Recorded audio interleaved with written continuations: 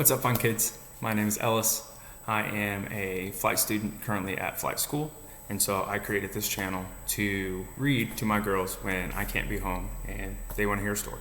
So I'll be reading chapter books and storybooks, so stick with me.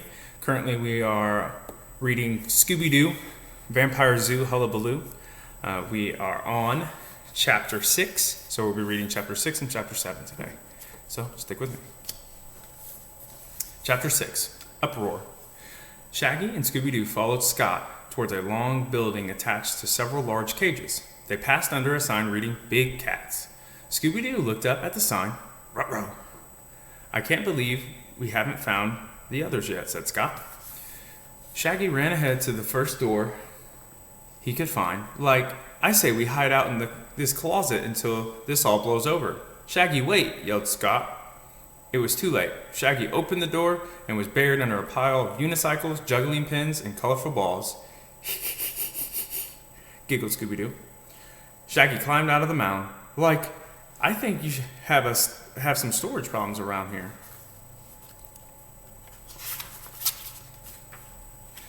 Scott shrugged.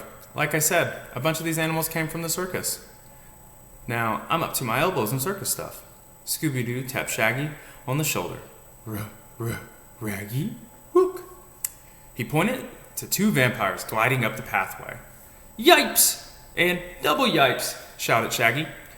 Now there are two vampires. Like, we gotta hide. Scott ran down the side of the building while Shaggy and Scooby-Doo jumped into the closet.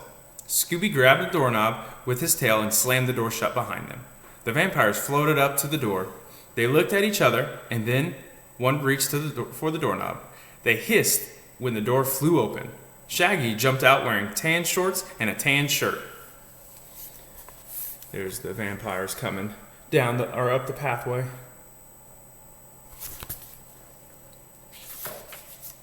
Careful, warned Shaggy. Dangerous lion on the loose.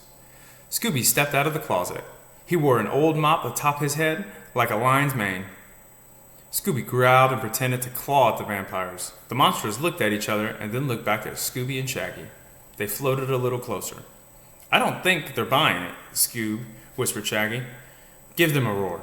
Scooby planted his feet on the ground and opened his mouth wide. Roar! The vampires flew back in surprise and slammed into each other. They then sped away back towards their pathway. That showed them, said Shaggy. Good job, buddy. But, Raggy, said Scooby-Doo, that wasn't me? What do you mean that wasn't you? Asked Shaggy. Roar! Shaggy and Scooby turned to see a real lion standing behind them. Zoinks! Shouted Shaggy. He jumped into Scooby-Doo's arms. It's okay, said Scott. He held onto the lion's leash. This is Harambe. He's from the circus too. Harambe leaned forward and gave Shaggy's face a big lick. Shaggy laughed nervously. Like, as long as he's not picturing us as the two T-bone steaks?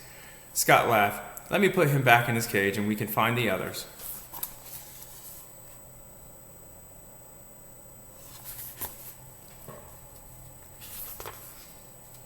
Chapter 7. KG Discovery. Velma, Daphne, and Fred followed the thin tire tracks to the back of the zoo. They stopped in front of a wall of bushes and trees. Velma aimed her flashlight at the thick brush. That doesn't make any sense, she said. The tracks stop right here. Where do we go from here? Asked Daphne. Fred frowned as he looked at the wall of greenery. There's no way around. It's a dead end. Daphne pulled at one of the small tree limbs. Hey, look! This branch has been cut. Fred leaned closer. This is just a pile of big brush. He pulled away some more branches. Let's clear this out and see where the tracks lead. As he and Daphne began moving branches, Velma switched off the flashlight. Hey, where's the light? Asked Daphne. Do you hear that? Whispered Velma. Footsteps, said Daphne. Someone's coming. Quick, hide, said Fred. Fred, Daphne, and Velma ducked behind a nearby tree. The footsteps grew louder and louder. Shaggy, Scooby, and Scott ran down the path. I thought I saw a flashlight over here, said Scott, but I don't see anyone. Scott! Fred stepped out from behind the tree. Is that you? There you are, Fred, said Scott. Like, we've been looking all over for you guys, said Shaggy. We've been running and hiding from a couple creepy vampires. Us too, said Daphne. We barely had time to look for clues. And we were just about to see where these tracks lead before you showed up, added Velma. Everyone worked together to pull away the cut branches. When the brush was cleared, 2 doors stood before them.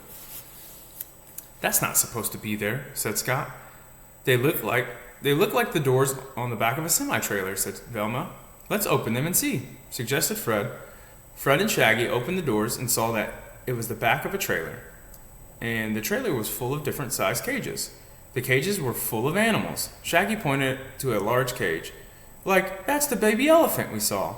Yeah, agreed Scooby-Doo. Daphne pointed to the cage next to the elephant. And I'd recognize that juggling gorilla anywhere. It's all the missing animals, gasped Scott. He pointed to a cage containing 2 little bats, including the vampire bats.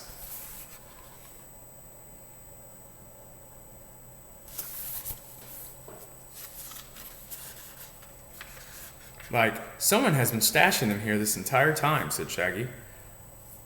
I better get all of these animals back to their proper places, said Scott. Velma tapped her chin. I think it's time to cage some vampires. Next will be Chapter 8, Plan B.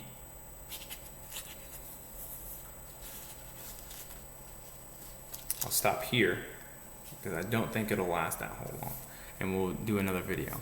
But thank you for listening to me reading. Again, this was Scooby-Doo Zoo Hullabaloo, written by Michael Anthony Steele and illustrated by Scott Jeralds.